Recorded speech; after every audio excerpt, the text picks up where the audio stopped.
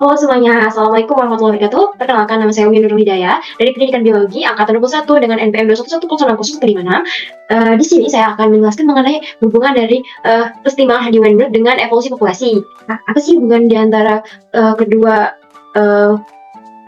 Nah, di sini saya akan menjelaskan secara ringkas bagaimana hubungan yang terjadi di dalamnya.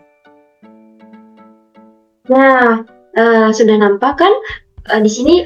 Sebelum kita membahas hubungannya, di sini kita harus mengetahui pengertian dari kesetimbangan Weinberg. Nah, apa sih kesetimbangan Hardy Weinberg tersebut? Nah, kesetimbangan Hardy Weinberg merupakan sebuah model matematis yang menggambarkan frekuensi alel dan genotip dalam suatu populasi yang besar, stabil, dan bereproduksi secara seksual. Nah, model ini menyatakan frekuensi alel dan genotip dalam populasi tersebut akan tetap konstan dari generasi ke generasi berikutnya, kecuali jika ada pengaruh atau faktor yang mengganggu kesetimbangan Hardy Weinberg tersebut.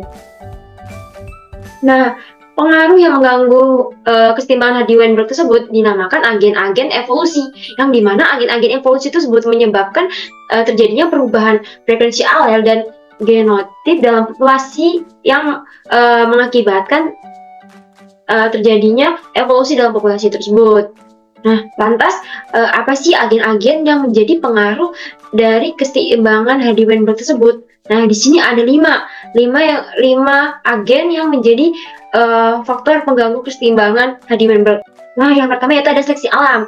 Nah, di mana seleksi alam ini merupakan proses di mana individu dengan genotip tertentu memiliki keunggulan reproduktif, sehingga seiring waktu alel ini akan meningkat frekuensinya, sehingga seleksi alam akan menyebabkan perubahan frekuensi alel dalam populasi. Hal ini dikarenakan individu-individu dengan alel yang menguntungkan akan memiliki kesempatan lebih besar untuk meneruskan alel tersebut ke generasi berikutnya. Baik, yang kedua yaitu ada mutasi. Nah, mutasi ini merupakan proses perubahan secara acak pada materi genetik suatu organisme. Nah, mutasi ini juga menyebabkan terjadinya perubahan frekuensi alel dalam populasi. Hal ini dikarenakan alel baru bermutasi dapat muncul dalam populasi. Kemudian yang ketiga yaitu ada migrasi. Nah, migrasi ini juga menjadi faktor penyebab terjadinya perubahan frekuensi alel dalam populasi.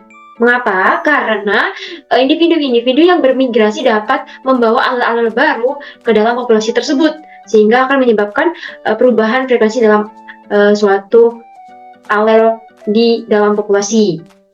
Kemudian yang selanjutnya yaitu ada perkawinan yang tidak acak. Nah, di mana perkawinan yang tidak acak ini menyebabkan perubahan frekuensi alel dalam populasi yang mengarah terjadinya evolusi populasi. Nah, karena hal tersebut, individu-individu dengan alel yang sama lebih cenderung akan homozigot, menyebabkan naiknya homozigot dan menurunnya heterozigot. Kemudian yang terakhir yaitu kelima yaitu ada ukuran populasi yang terbatas. Nah, ukuran populasi terbatas ini menyebabkan variasi genetik cenderung lebih berkurang daripada pada populasi kecil karena jumlah populasi dan alel yang terbatas. Sehingga hal tersebut akan menyebabkan terjadinya perubahan frekuensi alel dalam populasi. Nah, itulah agen-agen yang menyebabkan terjadinya pengaruh dalam kesetimbangan Hardy Weinberg. Selanjutnya, Hardy Weinberg ini dapat digunakan untuk menguji apakah populasi berada dalam kesetimbangan atau tidak. Jika populasi berada dalam kesetimbangan, maka frekuensi alel dan genotip dalam populasi tersebut akan sesuai dengan persamaan Hardy Weinberg.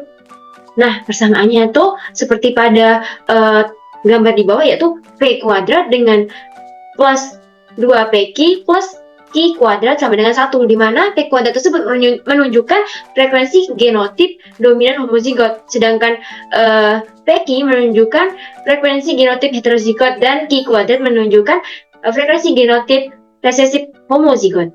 Kemudian, jika frekuensi alel dan genotip dalam populasi tersebut tidak sesuai dengan persamaan Hardy Weinberg, maka dapat disimpulkan bahwa populasi tersebut tidak berada dalam kesetimbangan Hardy Weinberg dan telah mengalami evolusi. Nah, begitulah teman-teman penjelasan dari hubungan kesetimbangan Hardy Weinberg dengan evolusi populasi. Untuk lebih singkatnya, begini, kesetimbangan Hardy Weinberg merupakan kondisi awal sebelum evolusi terjadi. Nah, sedangkan proses terganggunya kesetimbangan tersebut akan menyebabkan terjadinya evolusi populasi. Jadi, evolusi populasi terjadi ketika keseimbangan hadirin begini terganggu. Begitulah penjelasan secara singkatnya. Baik, saya akhiri presentasi ini dengan satu pantun. Gimana pantunnya? Nah, kita simak.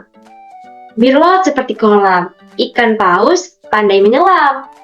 Dari lubuk hati yang paling dalam, saya tutup presentasi dengan salam. Assalamualaikum warahmatullahi wabarakatuh. Bye-bye.